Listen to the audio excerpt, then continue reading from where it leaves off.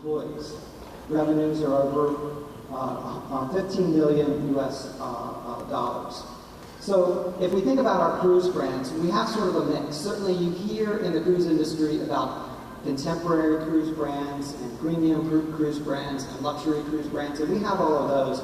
We also have what I'll call more national cruise brands and international cruise brands. So if we take a look, working from left to right on the screen here, you'll see AIDA Cruises, which is focused primarily on the German market, and they have a really incredible cruise experience there. Their newer ships actually have a brewery on board and a beer garden on board, so that's fabulous for anyone, I think, that enjoys the German lifestyle and hospitality. Iberia Cruceros is also a brand that we have more dedicated to the Spanish and Portuguese market, although it also sails in South America. P&O Cruises focuses on the UK primarily, and we have a P&O Cruises Australia, which is also very well known there. Carnival Cruise Lines, in fact, is mainly a US cruise line, but it also has some sailings and some ships deployed in Australia. And then coming across, we have our international cruise brands, which includes Costa Cruises, Cunard, Holland America Line, Princess Cruises, and Seabourn, which is our luxury line. And so, as you can see across this portfolio of cruise brands, what we hope to do is offer different segments of guests, different cruises that please them most. And you may be most familiar with Costa and Princess, which now are deploying more and more of their ships or vessels or tonnage in Asia. So, in Asia, Carnival Corporation is 16 different offices, and they're delineated by those flags that you see there. The offices may be sales and marketing offices, or they could also be training centers. It also is 23 ships that are either home ported in the region, which is a number of those, or they're sailing through the region as well. It's 7 different cruise brands that have port calls in Asia, visiting 90 different ports and over 1,400 port calls throughout the region. So I know you're all looking at Taiwan, and it's very well represented there. Okay, let's talk about itinerary planning now for a minute. Itinerary planners really take a range of factors into consideration. So what they do is they build consensus across a variety of commercial and operational departments. Think of them as sort of a hub and spoke, where they're in the center of both the commercial side of a cruise line as well as the operational side of a cruise line. So they have to look at a lot of the commercial drivers, but they've also got to check with their counterparts in the maritime and safety and operational departments. And so what they do is they achieve consensus among various different groups that are looking through a different lens at a particular itinerary to see if it makes sense for that particular season. They rely on their best judgment and past experience, so there's sort of an art and a science to what itinerary planners do. The art part is really their best judgment, and a lot of times itinerary planners are former ship captains, but they can also just be great analysts. They tend to be very well-traveled, very knowledgeable, very interesting and intellectual people, and they have sort of an art to understand what their guest is going to enjoy most on a cruise, and what's going to optimize the fleet and also maximize profitability for the cruise line. So we'll talk a little bit more about that in a moment. Now, it used to be that itinerary planners were a couple of people that sat over a map with a cup of coffee and they said, this is where we're going to send the ship. And actually, until fairly recently, that's how it was done. We're going to get into itinerary planning in more detail in a moment, but right now it's very data-driven. And they use a lot of very sophisticated techniques. They crunch a lot of numbers to understand how to maximize and optimize the cruise fleets.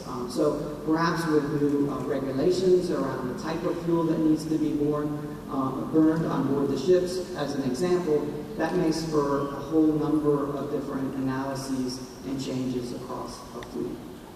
So there's an art and a science to itinerary planning.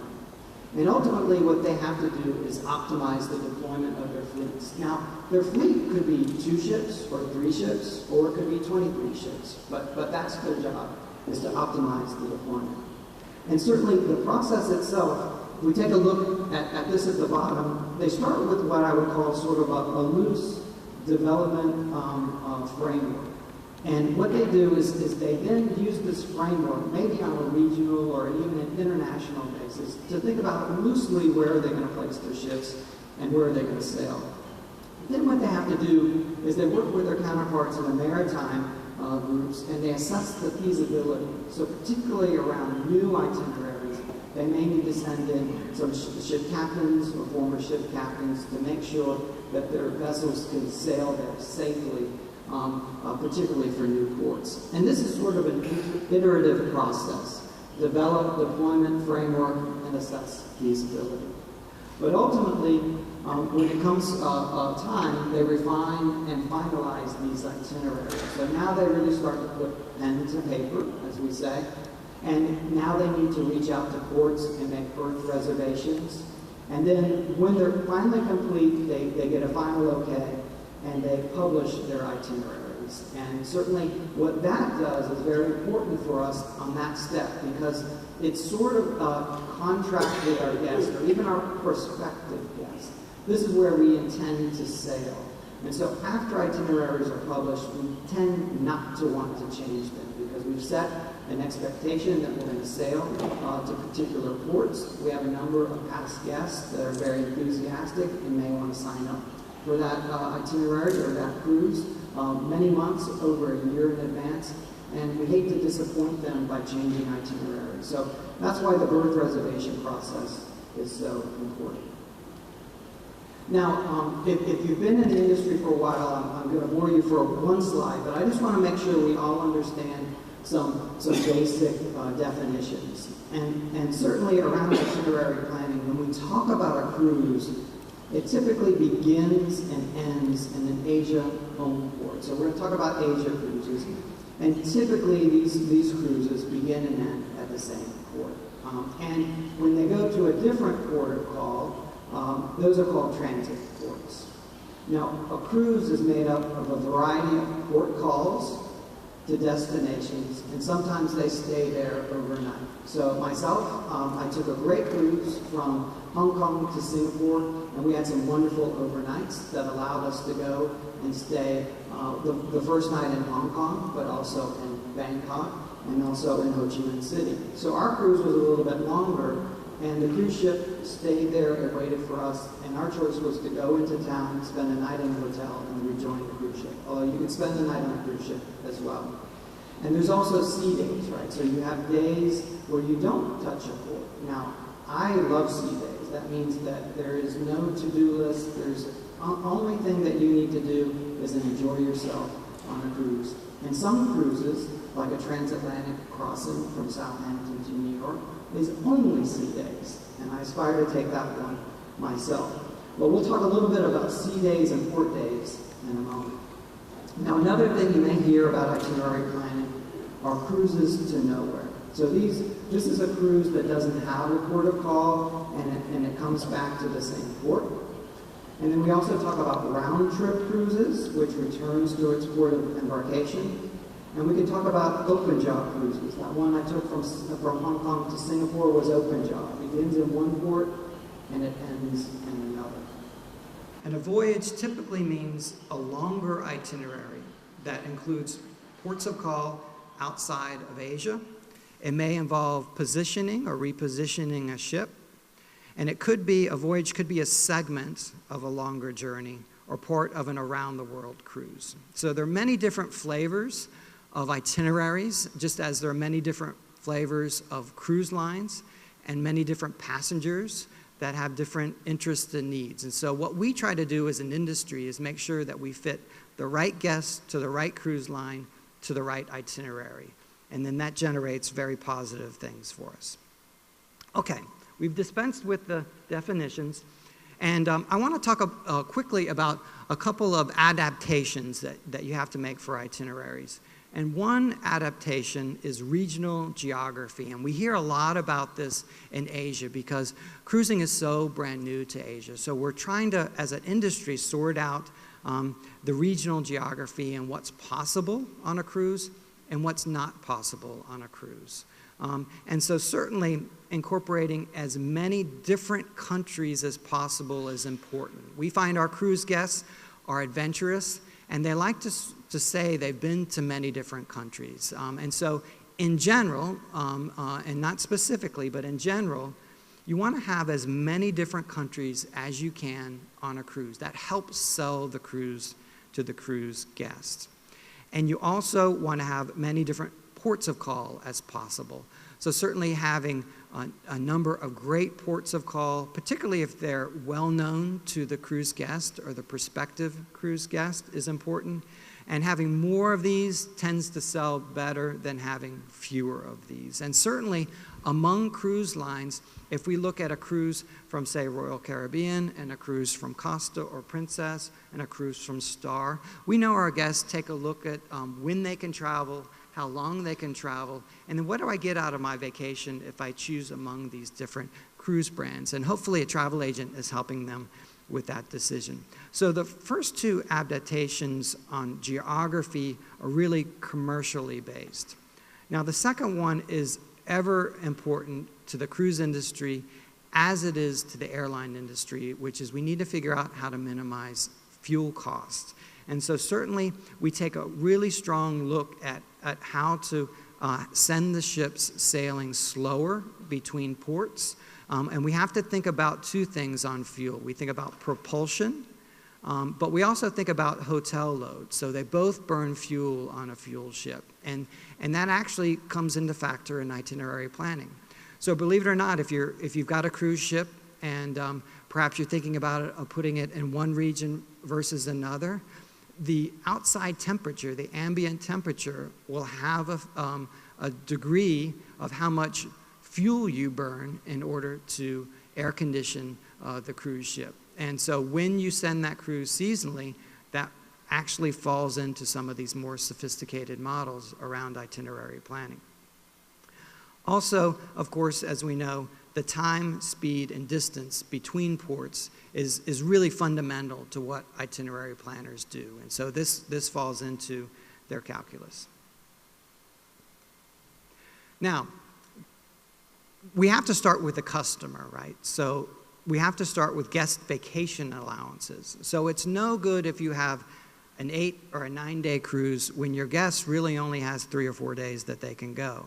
Even if they wanted to, they couldn't buy that cruise. So this is probably one of the most fundamental adaptations that you see cruise lines make in Asia, which is shorter cruises. And although there are 3, 4, and 5-day cruises throughout the world, they tend to be more of a starter cruise to get people interested and sold on a cruise vacation. But in Asia, they tend to be a bit of a norm. So in general, and again, this isn't every itinerary, but generally speaking, you'll see more 3, 4, and 5-day cruises, which are preferred by Asian guests. You may also see 7-day cruises in Asia, and a lot of times you'll see a higher degree of US or European guests on board those ships. Now, our friends in Australia, I think, have the most generous vacation allowances. So taking them into consideration, you may have 7-day cruises, but you may send the ship on an itinerary such that the Australians can sail one itinerary back to back with another and actually sail 2 cruises when the rest of us have to get off after just one.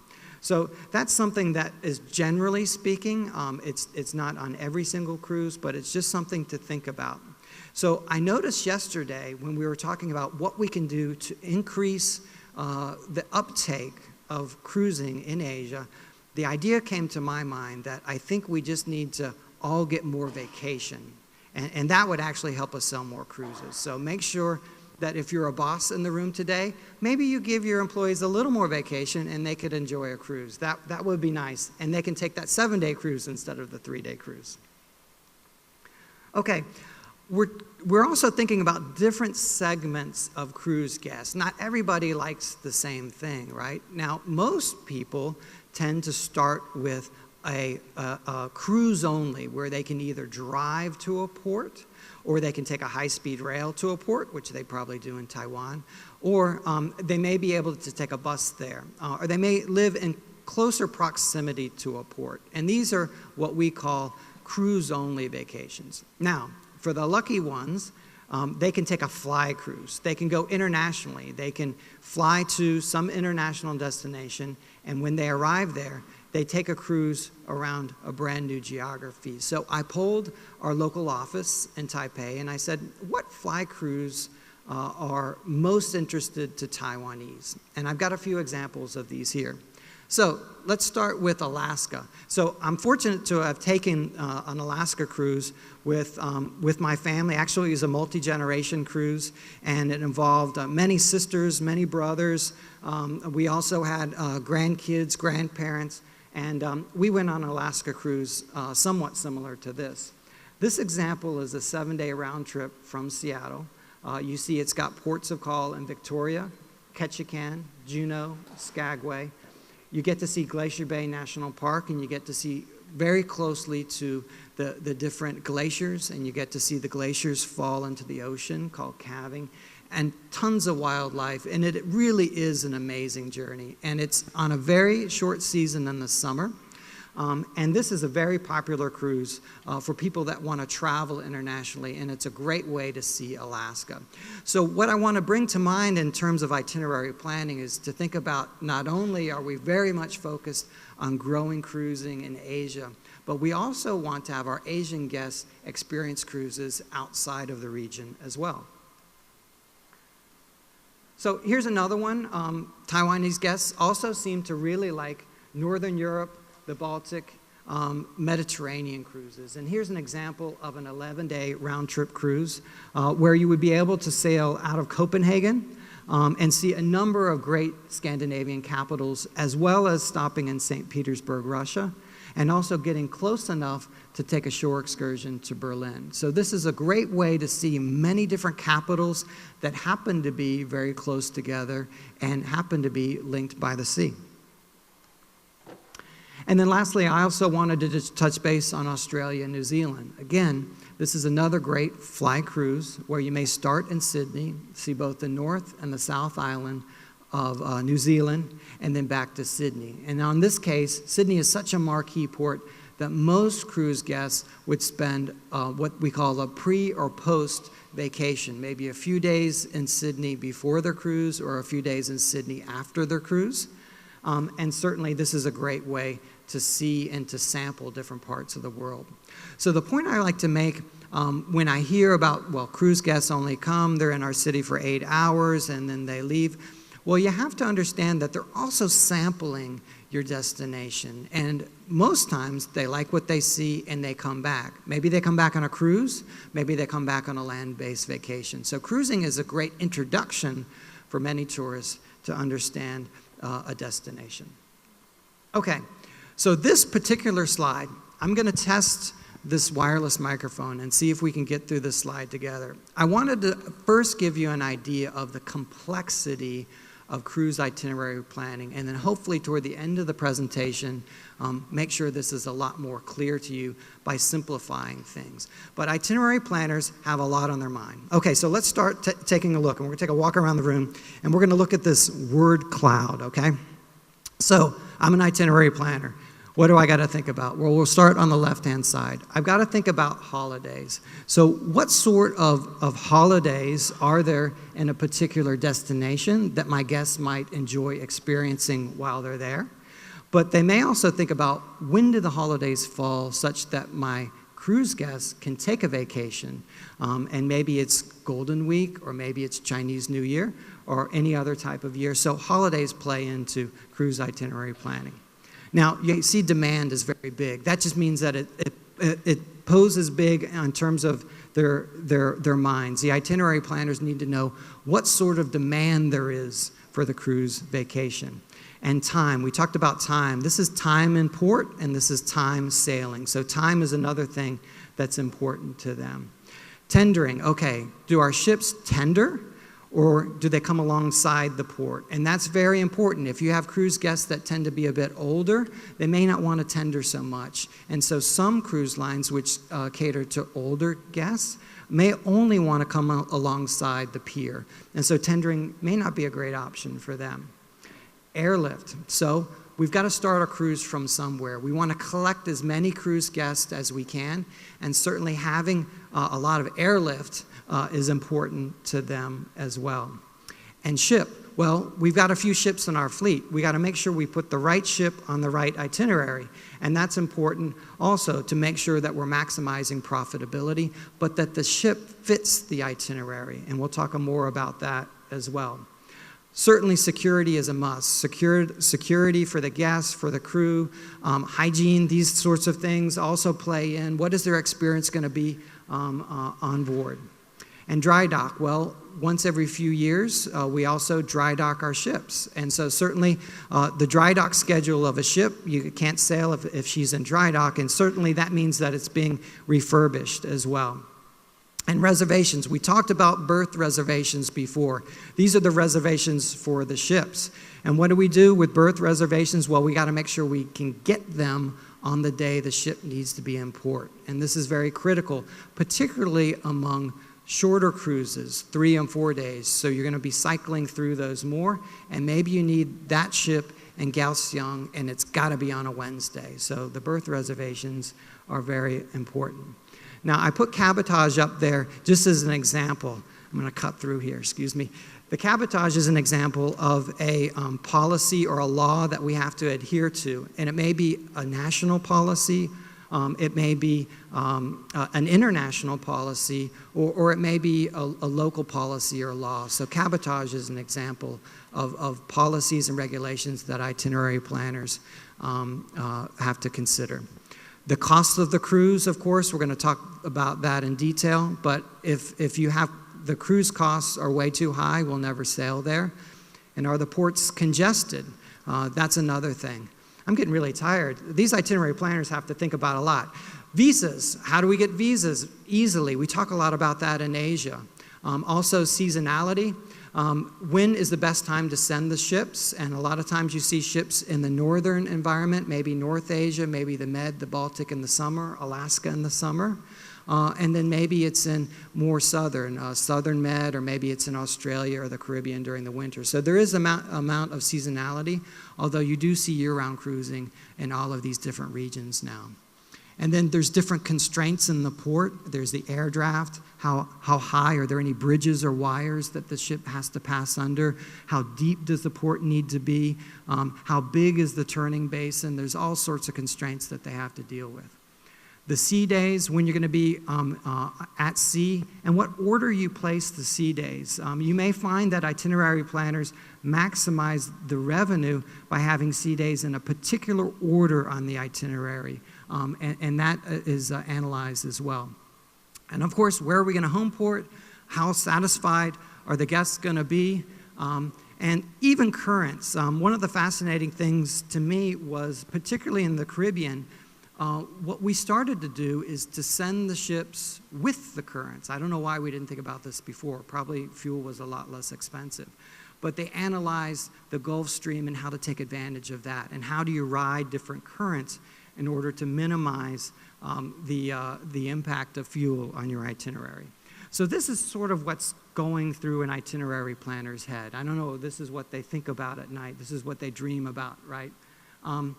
And what they've developed is sort of a methodology around itinerary planning. So the purpose of this slide is really simply around 3 main concepts.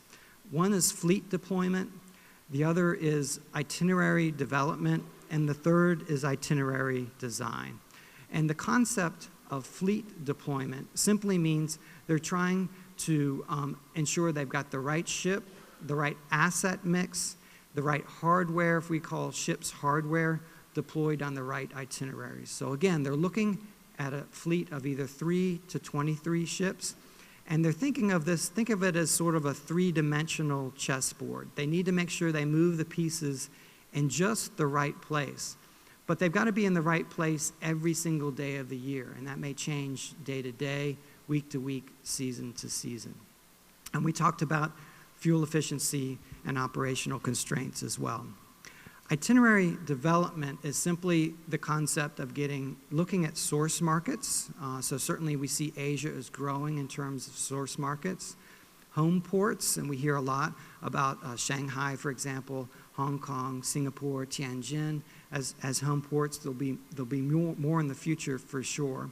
And then we also think about transit ports. So maybe it's Kaohsiung, maybe it's Jeju Island as really key transit ports. So the itinerary development is simply the process of looking at your guests. It's looking at how aware they are of your brand. Maybe your brand is brand new to Japan, or maybe it's brand new to China. How hard is that going to be to market and sell the ship?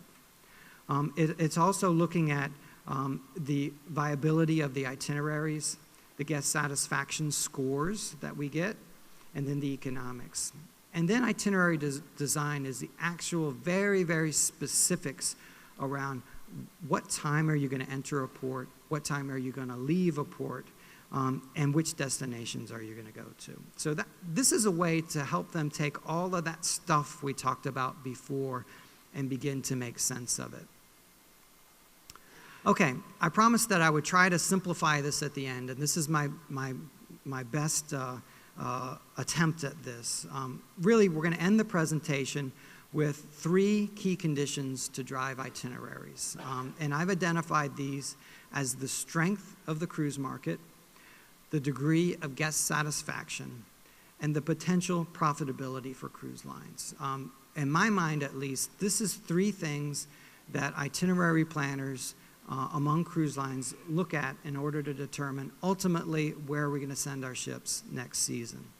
So what happens is you've got to start with an exceptional guest experience. And certainly this is something that I know for companies that are new to shipbuilding or maybe new to the guest part, there's a huge difference between, say, the cargo shipping industry and the cruise industry.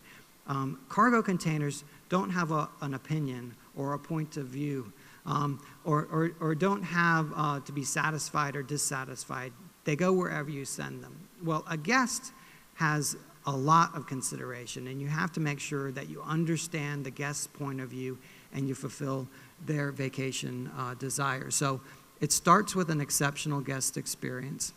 The cruise business is built on word-of-mouth promotion. As good as marketers as we think we are, it really comes down to that friend, that neighbor, that family member going on a cruise, maybe being the first one among their group to do it, having a fabulous time, and bringing others along with them the next time. So great guest experience leads to word-of-mouth promotion, which leads to increased demand from consumers, which leads to better better economics for cruise lines, and ultimately that leads to increased port calls and ships deployed in a region and to a port. Now, you'll notice this isn't a circle, right? This is something that starts anew with an exceptional guest experience. Simply because we've increased port calls and ships deployed doesn't mean we're going to have the next time out an exceptional guest experience. So certainly we have to make sure that on every single cruise that every guest has an exceptional experience, and then that begins the cycle and allows us to grow in a particular area. So this is sort of a key concept of how we grow as an industry. Okay, let's talk about conditions for strong cruise markets. I promise I try to paint a picture for what this looks like. So a strong cruise market has a strong passenger base. Now, the passenger base can be that cruise-only passenger base, and maybe they're taking that high-speed train to Taipei to start their cruise, for example. And you think about a strong passenger base for cruise-only holidays, and one such port that comes to mind, of course, is Shanghai, right? Well, why are there so many ships being deployed in Shanghai? It's because it has such a great passenger base. I know we talk a lot about Australia, but there are 23 million people living in Australia, and there's 23 million people living in Shanghai. So that gives you an idea of how much growth there could be there because of the proximity to the port. And so that's an example of a great place for cruise-only ships and even year-round cruising. But you can also have a great cruise port for fly cruise, and that means you have a lot of airlift, a great international airport, and guests may come there to start their cruise. And so certainly you have to have that airport, that infrastructure. And you think of Hong Kong as an example of a great fly cruise market, as well as Singapore, right? So in and of themselves, they don't have a big population base, but they have great infrastructure and marquee value, and people fly there to start their cruise. Now, we'll also talk about transit ports. Someone's not going to take a cruise simply because of the home port. And in fact, sometimes they don't spend a lot of time on the home port. They may not. It depends on how good that home port is. So you have to have a string of great transit ports. So when they're comparing vacations, they say, well, look, I could spend 3 or 4 days at my mother-in-law's house, and we'll see the same things we see every year. Or I could take my family on a 3 or 4 day cruise, and between these cruises I get to go to these different ports. And so certainly having great transit ports sell the cruise. And those transit ports have to have really outstanding attractions. They have to have lots of activities to interest prospective cruise guests. And maybe it's the big Buddha statue, maybe it's the local Hakka village, maybe it's the Queen's Head Monument, maybe it's Sun Moon Lake. But these are the types of things that say, on this vacation, I think I'd rather take a cruise than visit with my mother-in-law. Okay, highly trained and motivated travel agent network. This is also what a strong cruise market looks like, and this is something that as an industry we're trying to grow in Asia. And that means that it's someone to help guide guests that have never been on a cruise, to help them understand what the concept is all about, and explain why cruising is such a great value to them. And making sure that they place the right person on the right cruise. So travel agents are key to extending the reach of the cruise industry.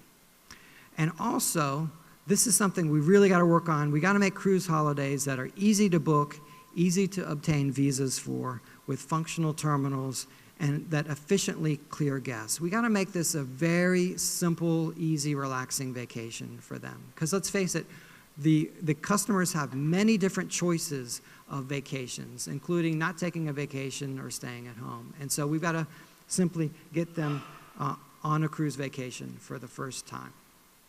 Okay, the second of 3 key conditions is the high guest satisfaction. So what we talk about is converting people to cruise, and certainly once they try it, the guest satisfaction, I think, is the tops in the travel business. And so simply by trying a cruise, they can be converted to this vacation option.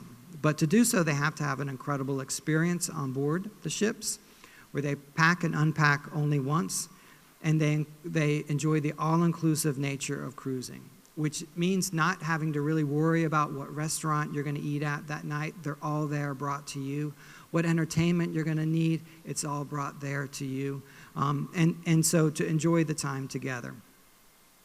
You also have to have an outstanding journey to amazing destinations led by fabulous guides and comfortable and convenient transportation. So certainly, while they're on their excursion, while they're in town enjoying the destination, they have to have someone there that can explain the destination well in their native language and also be comfortable when they do so. The other condition is that their ship debarkation and homeward journey is equally smooth. This is something that we probably need to pay a little more attention to in terms of how we communicate the cruise business, which means that that's really the end of your cruise, and you have to have a very easy flow and easy journey home. So you don't want to have the whole cruise experience sort of tainted by how difficult it was to get off the ship and to get home. So that's the second of 3 conditions, and we're coming up here to the end. This is the third of 3 conditions for profitable itineraries. They have to have strong cruise ticket revenue. And what this means in the equation is it means the ticket cost has to be high enough to ensure that we warrant continuing to sail to a particular region. So certainly I think while cruising is a great value, sometimes it may be too great a value, and we need to make sure that the value we provide is recognized in the ticket cost. So there's the cruise ticket revenue. There's also onboard revenue. So there are many optional things to do on a cruise, which includes perhaps retail or shopping, which is very popular in Asia, as you know. It could be food and beverage or specialty restaurants. It may be gaming or the casino. You may want to buy photos or a video of your cruise. So these are all optional forms of onboard revenue, and certainly they have to be strong as well. And then the shore excursions also have to be very strong. There have to be demand for these shore excursions that we sell on board. We've talked a lot about fuel costs, so let me go to some of sort of the pluses and the minuses in this equation. The port expenses have to be competitive, and typically what we hear is that relative to other regions of the world, the port expenses can be more expensive in Asia than we find elsewhere. Harbor fees, port fees, taxes, and maybe pilotage, and maybe tuggage, stevedores, porters, security, a lot of the labor-based type of costs, provisioning the ships with supplies as well. So this is just sort of an easy way to think about when we talk about the profitability of an itinerary from a cruise line standpoint, what that looks like. And we have things that go in the accounting column on the revenue side, and we have costs as well. And this comes out to the itinerary profitability equation. So from this, we decide where to go. So that's it. One more slide. We like to have happy slides at the end. And certainly I'm very pleased to present this to you, and would be happy to stay for a little bit for Q&A. Thank you. 謝謝. Thank you, sir. Happy slide, happy cruise. So, given that we have no more time for this session, we must break for coffee now, and we have only 10 minutes for our coffee break before we go on to our keynote 3. So, once again, please join me in thank you to Mr. William Harper. Thank you so much. Our applause. Thank you. Great presentation. Coffee time, 10 minutes. Thank you.